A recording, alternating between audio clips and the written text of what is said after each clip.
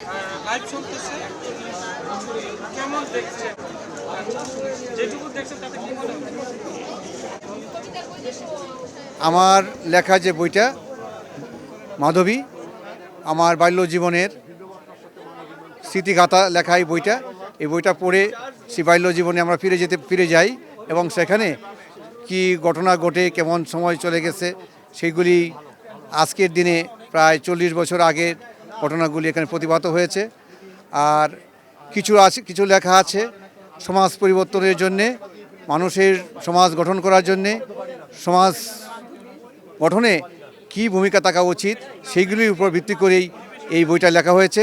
প্রায় শেষ দিকে 14টা কবিতা আর প্রেম কাহিনী লেখা হয়েছে প্রায় 27টি কবিতা। আমাদের বৃত্তির বাইরে প্রকাশনী সংস্থার 3টি বই প্রকাশিত হয়েছে আমার লেখা। আমি ইঞ্জিনিয়ার ডক্টর আবু রায়হান মাধবী বইটি প্রকাশ করেছি। আমাদের দ্বিতীয় বই শিশিরের জীবন কবি নজরুল ইসলামের লেখা, ওটি প্রকাশিত হয়েছে।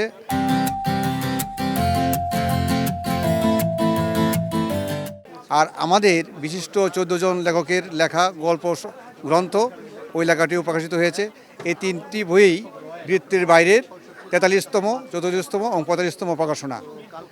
আমাদের এই প্রকাশনায় সহায়তা করেছে প্রতিবিম্ব প্রকাশনী।